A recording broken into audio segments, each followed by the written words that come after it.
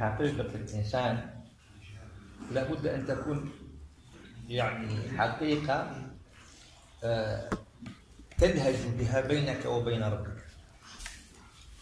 يعني اكذب على من شئت، لكن مع ربك كن صادق. يعني قد تظهر في تعاملك ما تظهر لبشرية، لستر عورة أو غير ذلك، لكن إياك أن تفعل ذلك مع من لا تخفى عنه خافية، أي مع رب العالمين. يعني لأن هذا الفعل وهذا التلبيس مع الناس مقبول، ما فيش إشكالية، يعني واضح، مع الناس مقبول، لكن مع الله مستحيل، لأنك كما قلنا من قبل إذا صدر منك مثل هذه الأفعال تحبط العمل الذي تفعله والذي ترائي به الناس، يحبط ذلك العمل. لكن كن مع الله صادقا، لأن ممكن الإنسان ترائيهم لكن مع الله لا تخفى عنه خافية. وبين النبي ذلك بوضوح حديث عبد الله بن عمر: يدني الله كنفه على عبده فيعرفه ما معناتها إياك ثم إياك أن تكذب على ربك، واضح، لأنه لا تخفى عنه. ولهذا الإنسان لابد أن يكون صادقا مع الله. ولهذا وش قال مولانا؟ يذنب العبد فيقول: أي ربي ظلمت نفسي واعترفت بذنبي فاغفر لي فإنه لا يغفر الذنوب إلا أنت. فيكون جواب الرب مع هذا الصادق: علم عبدي أن له ربا يأخذ بالذنب فقد غفرت له. لما صدقه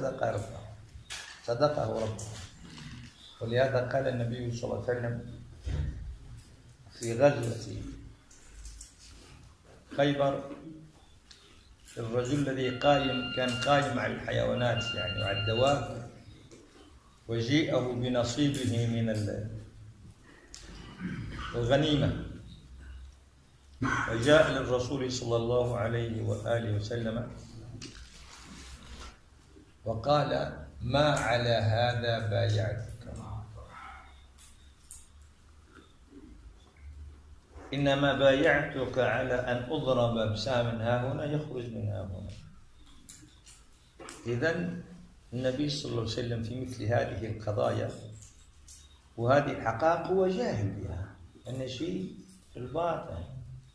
ولهذا دائما احنا نقول في قضايا الإيمان ماذا نقول؟ خلي الناس مع ربهم ولا تدخل نفسك، لأنك مستحيل أن تعلم. ولهذا قال الرسول صلى الله عليه وسلم، وسأعود، قال: إن الله لا ينظر إلى صوركم ولا إلى أجسادكم، بل ينظر إلى قلوبكم وأعمالكم. يعني لا بد لله من هذين الأمرين، القلب والعمل. وأما الناس حسبهم العمل. ولهذا قال عمر بن الخطاب بعد وفاة النبي: ايش قال؟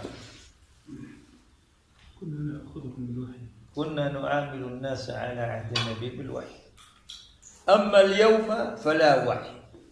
أن كان عارف بالمنافقين، عارف بكذا، لأن بالوحي يجي. أما اليوم فلا وحي، فمن أظهر لنا خيرا قربناه، ومن أظهر لنا باعدناه، يعني العمل. فالله ينظر إلى هذين الأمرين، إلى العمل والقلب. ولهذا المنافقين لما كان منهم العمل الظاهر وكان القلب، ما خفي أمرهم على من؟ على ربنا سبحانه عز وجل، ولذلك أركسهم بما كسبوا. فإذا ما زاد النبي إلا أن قال إن تصدق الله يصدقك، لأن هذه قضية مستحيل إنسان يدخل فيها، هذه خاصة به، هو علام الله. ولهذا سبحانه عز وجل أباح للمسلم النطق بالكفر، لكن القلب ما يوافقش. ولهذا قال إلا من أكره وقلبه مطمئن بالإيمان. لهذا لما الصحابة أظهر الناس الإسلام وهم أرادوا غير ذلك، إيش قال مولانا في هذا؟ مؤمنا تبتغون عرض، هو ألقى إليكم السلام تقبلوه، لكن أنتم رايحين تبحثوا على نوايا وعلى طوايا. لا تقولوا لمن ألقى إليكم السلام لست مؤمنا. هو خلاص قال يا رسول الله، قالها خوفا من السيف. قال الرسول كلمة لا إله إلا الله، أنت بمنزلته قبل أن يقولها. ورد الأمر لماذا؟ للنفوس. كذلك كنتم من قبل فمن الله، كنتم كفار ومن الله عليكم، حتى هم عاود من عليهم الله كما أنتم قبلتوها لنفسكم هذه. إذن فالتعامل مع الضار، ولقالوا إن تصدق الله يصدقها. فلما انتهت المعركة بحث عنه فجيء به وقد أصيب إلى المكان الذي أشار إليه. معنى ذلك كان صادقا مع ربه، يعني القول اللي قالوا خرجت من أجل كذا لا من أجل هذا الخطاب. إذن كان صادقا فيما يقول، وصدقه الله عز وجل ووفقه إلى أن وصل إلى تلك المرتبة. وعلى هذا الأساس إيانا ثم إيانا أن نكذب على أنفسنا وما على الله. الناس ممكن، لهذا لما الرجل فعل ما فعل بالمرأة جاء يبحث عن حكم الله في ذلك، فالتقى ببكر الصديق قال له استر على نفسك خليها بينك وبين الله. لم يصبر، ذهب لعمر بن الخطاب قال له ماذا؟ استر على نفسك، هذا بينك وبين الله، وانت عارف انك اخطأت حقيقتك، تعرف يعني. فأبى إلا أن يذهب إلى الرسول صلى الله عليه وسلم. فلما كان صادقا في توبته وعارفا بأن ما فعله غير سليم جاءت الرحمة من عند الله. فقم الصلاة طرفي النهار وزلفا من الليل إن الحسنات يذهبن السيئات إن في ذلك لذكرى للذاكرين. إذن هذا الأمر اللي لازم ندركوه في هذه الحياة العلمية العملية. نحذر كل الحذر في تعاملنا مع الله لندرك أنه لا تخفى عنه خافية. قال لموسى لما قال موسى ايش قال؟ لأننا نخاف أن يفرط علينا أو يطغى.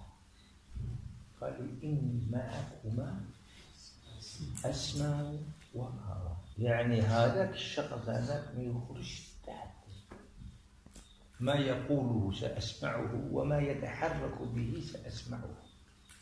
ولهذا لما ذهب النبي صلى الله عليه وسلم لليهود من أجل ما عارف واقعا في الحياة فجلس معهم فإذا بهم بعثوا أشقاه يرمي عليه حجارة من فوق، فإذا بالخبر يأتيه ماذا؟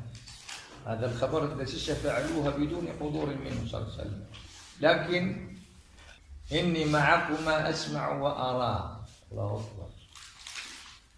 وعنده مفاتح الغيب لا يعلمها إلا هو ويعلم ما في البر والبحر وما تسقط من ورقة إلا يعلمها ولا حبة في ظلام الأرض ولا رطب ولا يابس إلا في كتاب مبين. الله أكبر. إذن جاء جبريل واختار النبي وانصرف به في شفاعة. لماذا؟ لأنه عالم ما في نفوس العباد. إن تبدوا ما في أنفسكم قل أن لا يتامن يعلمه الله. قل إن تخفوا ما في أنفسكم يعلمه الله. إذن ما عندك وين تروح؟ تعال مكشوف. مع من؟ مع الله. فكن صادقا معه فقط واعترف بكل تقصير منك، والله الذي لا اله الا هو سيعاملك بلطفه وعفوه ورحمته. وسبحانك اللهم وبحمدك اشهد ان لا اله الا انت. حياكم الله. مرحبا بنا.